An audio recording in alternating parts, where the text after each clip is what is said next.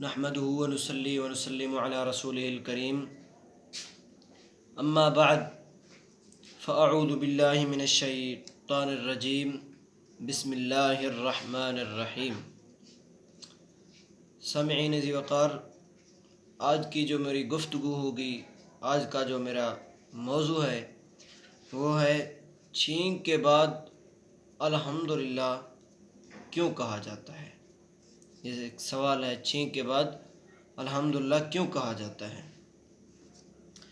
ایک حدیث ہے، حضرت ایوب رضی اللہ تعالی عنہ فرماتے ہیں کہ حضور کریم صلی اللہ علیہ وآلہ وسلم نے ارشاد فرمایا کہ جب تم میں سے کسی کو چھینک آئے تو وہ الحمدللہ کہے۔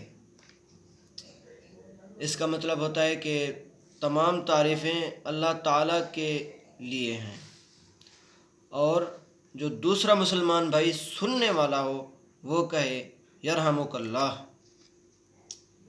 سننے والا کیا کہے؟ یرحمک اللہ۔ اللہ تعالیٰ تجھ پر رحم فرمائے، اور وہ چھینکنے والا پھر جواب دے یہدیکم اللہ، یعنی کہ اس کا مطلب ہوتا ہے تمہیں بھی اللہ تعالیٰ ہدایت دے۔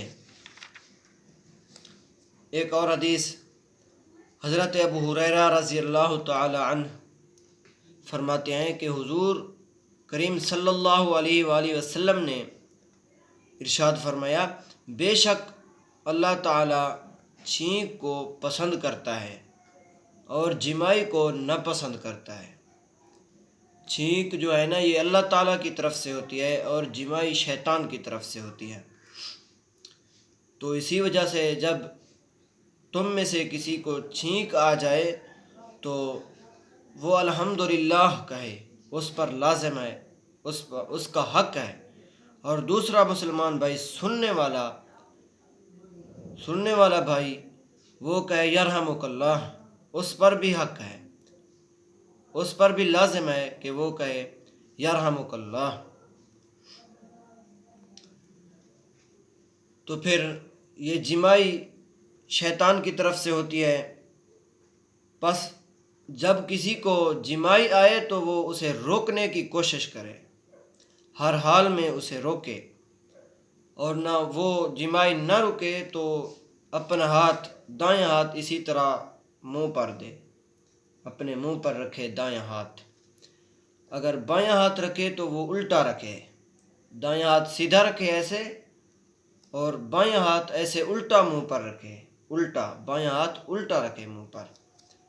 پہلے تو اسے روکنے کی کوشش کرے ہر حال میں، کیونکہ جب انسان کو جمائی آتی ہے نا تو پھر وہ اپنا منہ کھولتا ہے اور بہت ہی گندی آوازیں نکلتی ہیں، تو اسی سے شیطان خوش ہوتا ہے اور ہمارا مذاق اڑاتا ہے اور بہت ہی ہنستا ہے۔ سوال یہ ہے کہ چھینک آئے تو الحمدللہ کہنے کا حکم کیوں دیا گیا ہے؟ تو اس میں بہت ساری حکمتیں، اور آج کے سائنسی دور میں جہاں حضور علیہ الصلاۃ والسلام کی دیگر سنتوں کے طبی فوائد سامنے ظاہر ہو رہے ہیں، وہاں بھی چھینکنے کے بارے میں بھی ڈاکٹر حضرات کہتے ہیں کہ چھینکتے وقت انسان کی دماغی رگوں پر ایسا کھچاؤ ہوتا ہے کہ وہ رگ پھٹ کر انسان کا موت کا سامنا بھی ہو سکتا ہے۔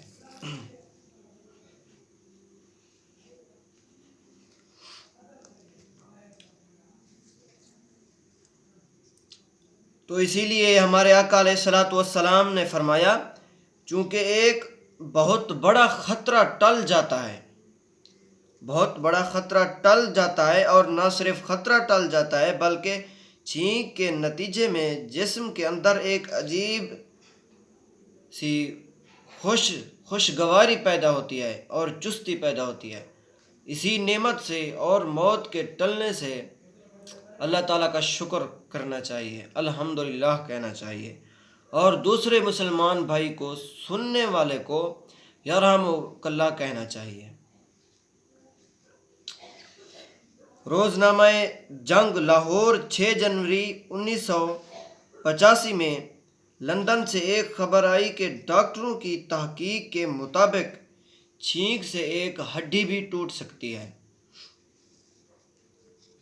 ایک شاعر ہے، جس دل میں محبت سرکار نہیں ہے، جس دل میں محبت سرکار نہیں ہے، وہ دل کبھی ایمان کا سزاوار نہیں ہے۔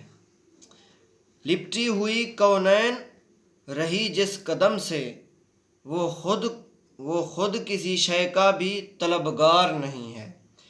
اجاز لب احمد مختار تو دیکھو، قرآن ہی قرآن ہے گفتار نہیں ہے۔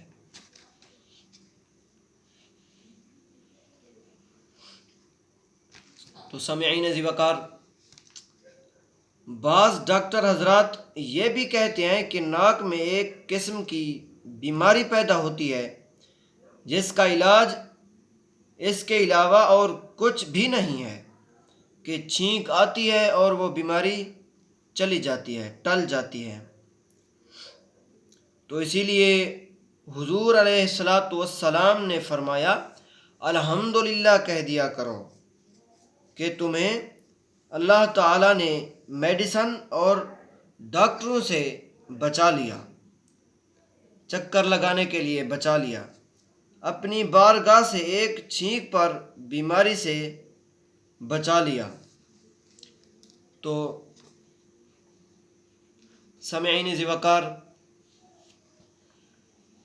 آج جو میں نے آپ کو پیغام دیا، آج جو میری گفتگو تھی، میں نے جو سنایا، جو آپ نے سنا، اللہ رب العزت آپ کو اور مجھے اس پر عمل کرنے کی توفیق عطا فرمائے اور راہ حق پر چلنے کی توفیق دے۔ آمین ثم آمین، وآخر دعوانا ان الحمد للہ رب العالمین۔